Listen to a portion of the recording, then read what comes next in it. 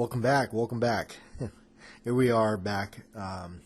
Another morning. Not sure when we can get this aired on the channel here on the show, but we'll get it up there for you. But I guess meanwhile, whatever time you might be tuning in, listening, could be the morning, could be the afternoon, could be at night, could be in the middle of the night. But we got the coffee on and decided to come back on and hang out with you folks. And thank you for everybody that has been listening. So the last one that we talked about was Willy's Wonderland. It's a really crazy movie. Again, I heard about it some time ago, and I was really interested in seeing how that was going to come about. Really wanted to see it. I would say the only thing that I feel like was a disappointment with it was that Nicolas Cage doesn't have dialogue in it. And Nicolas Cage is one of those actors where what he says and how he says things is part of his charm as an actor. It's part of the entertaining fact of his movies. So I kind of think that was a little bit of a mistake on their part. But I think I would have enjoyed the movie a lot more had he had dialogue in it. But it's still a good movie. I'm still satisfied with it. It didn't disappoint me or anything too much there, aside from just like I said, the no dialogue thing. But so far, as I've been on this, journey on kind of watching his movies and looking at his movies, he's done some different ones over times. But ever since really looking at like ones like Mandy and stuff, man, I don't know. Nothing really comes close to completely lunatic kind of outrageous, both slapstick and just how do you even come up with this stuff kind of a movie as Mandy is. Mom and Dad is another real close one. And I know, Joe, you were going to look at and watch Mom and Dad. Mom and Dad is absolutely, that's a pretty wild one, too. We'll talk about that one in the future sometime. We'll try to remember. Some of the other recent things I bought was, one, I bought a movie called Body Parts with Jeff Fahey. And let me go ahead and grab this DVD right here. I remember watching this. I don't remember if my mom had rented it or this was on TV and I saw it very, very, very long ago. I can't believe that it was this 1991. Either she had rented this or it was on television. This movie got pulled from the theater when it got released. This movie actually got yanked due to its content and because of the Dahmer incident and everything. So, but this has got Jeff Fahey in it. It's another weird, creepy movie. It's got one of those scenes that I think is it leaves an impression, and it certainly left an impression on me when I saw it. That where he's handcuffed, two cars, the passenger is handcuffed to the driver of the other car, and they're driving down the road at full speed. In a nutshell, they re-released it on Blu-ray, so I picked that up just to kind of check it out and for old memories' sake, because I remember it was a really creepy movie. So that's another kind of bizarre one. I did pick up, as I talked about it, the Scream Factory, because they're the ones that have been doing a lot of these releasings lately. Scream Factory. So if you see their stuff out there, definitely don't be afraid to pick it up, even if it's like $20, $25.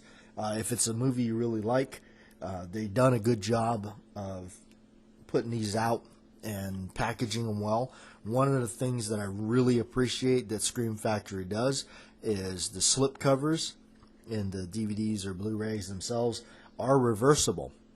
For the most part, they're reversible. So if they have a different artwork on the front, a lot of times if you open it up and you turn the slipcover over, you will see the artwork that you may have remembered from the videotape days. So that I do appreciate. I appreciate that a lot, that they do that, because that does make a difference.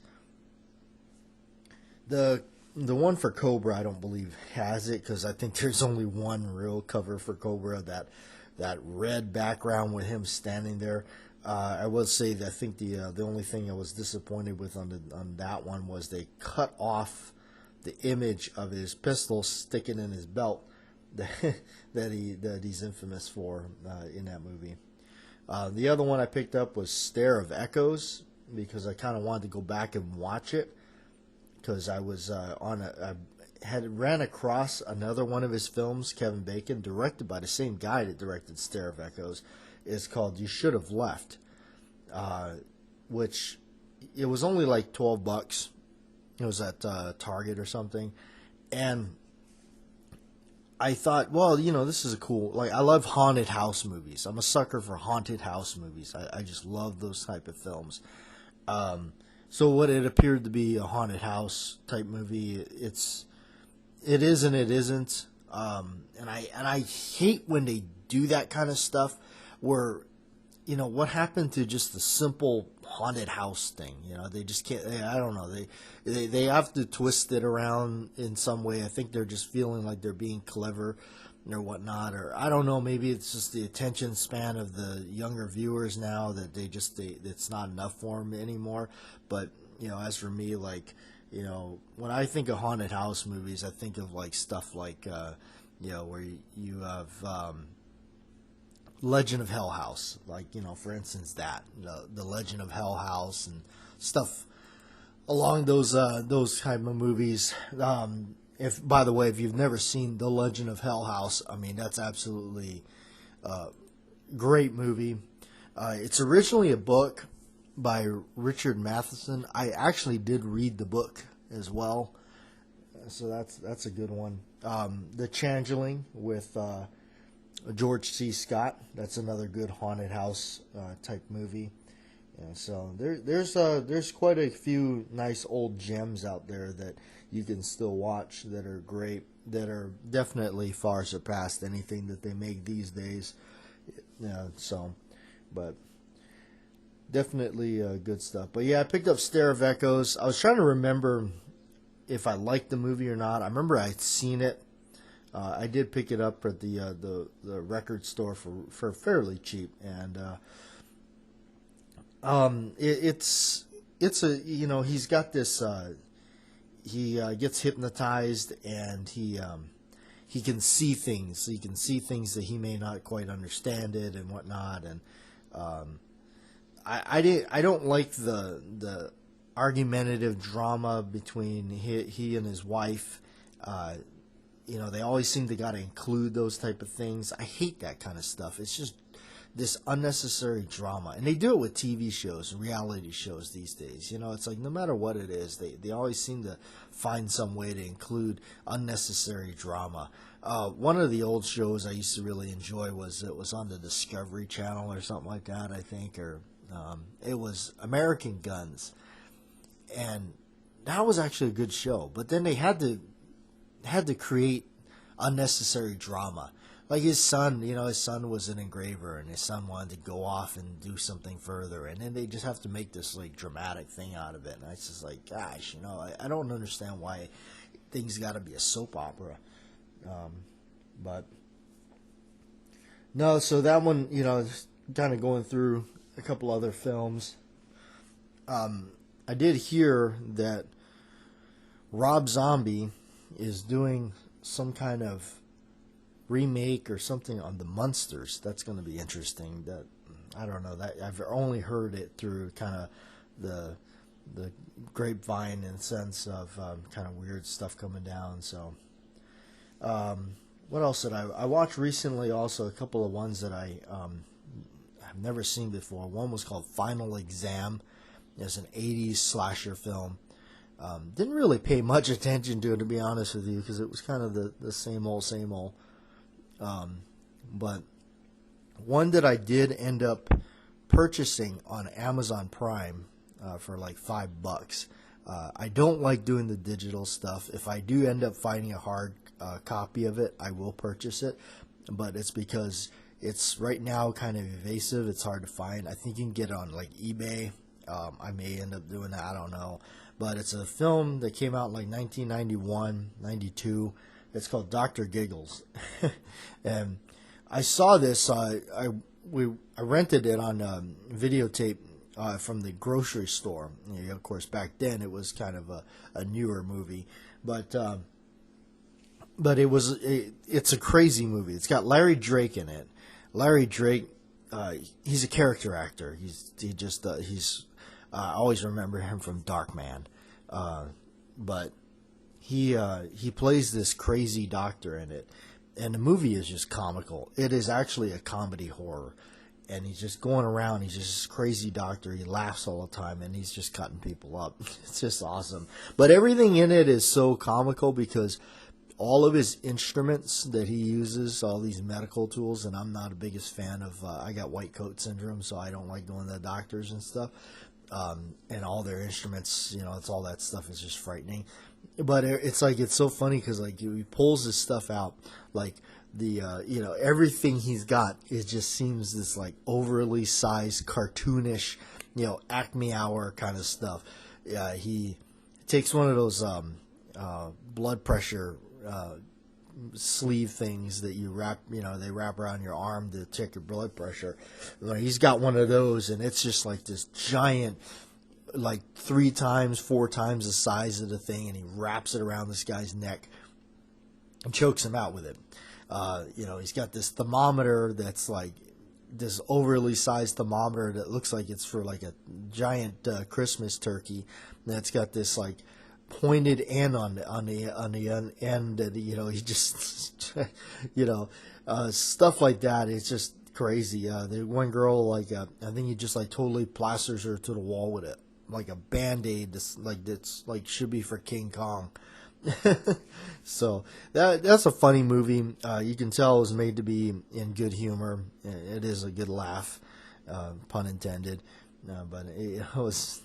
I did end up purchasing that on Amazon Prime just to kind of watch it again. Yeah, it's a good movie. It was funny.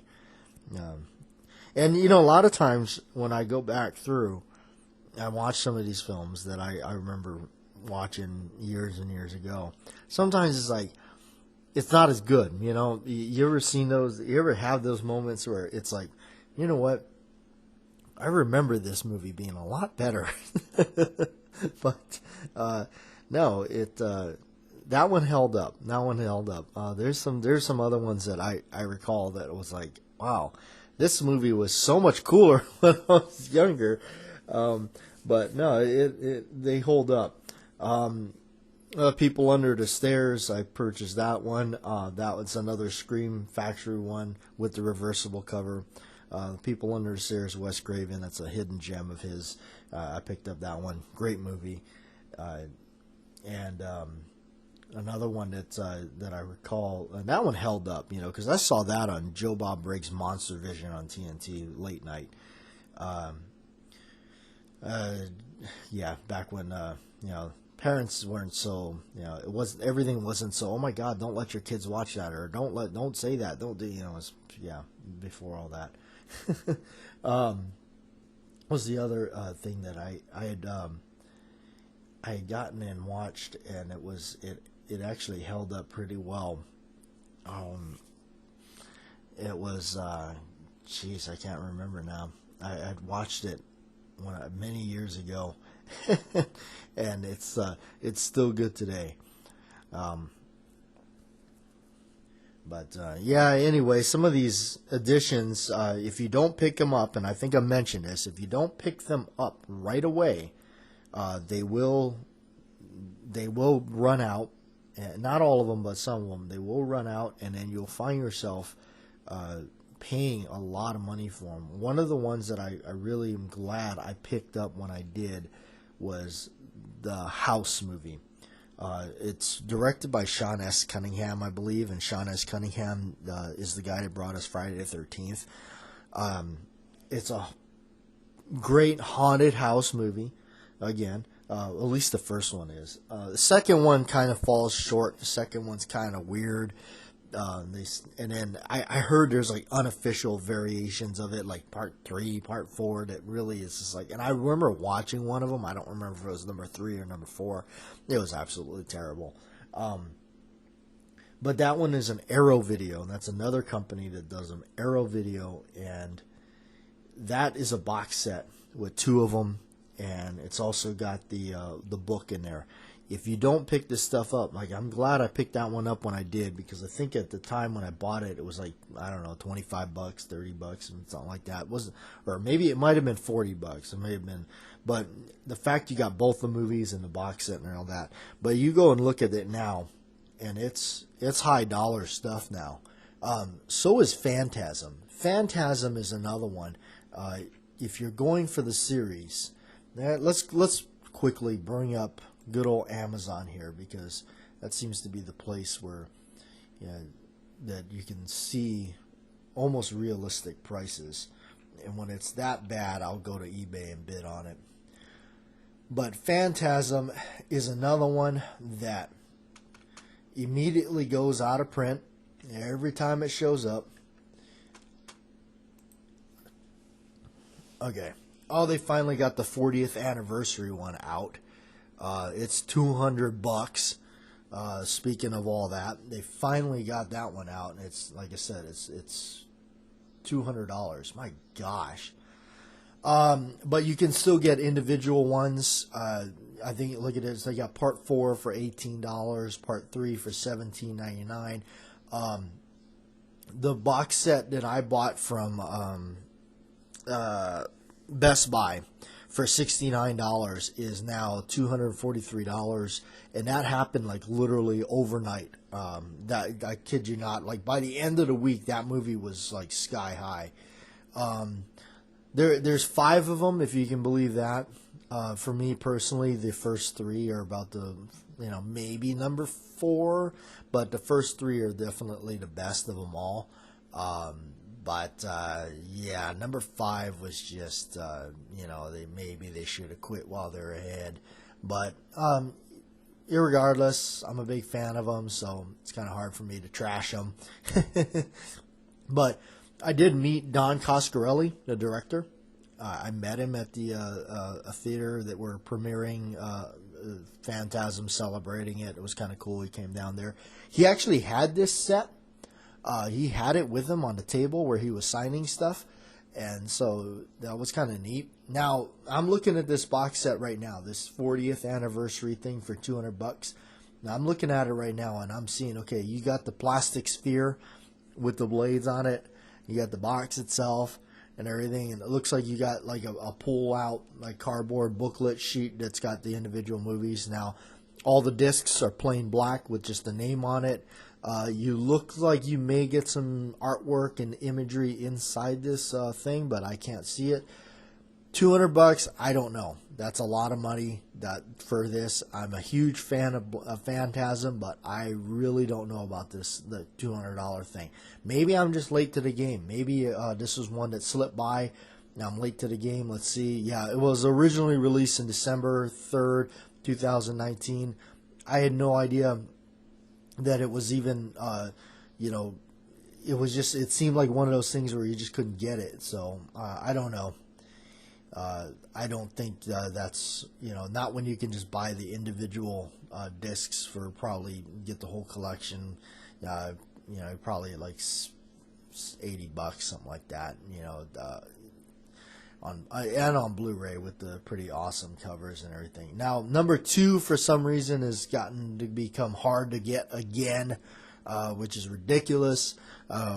For all of us that know the film fairly well, number 2 has been that one that is just difficult. And it happens to be one of the better of all of them. So number 2 is definitely good.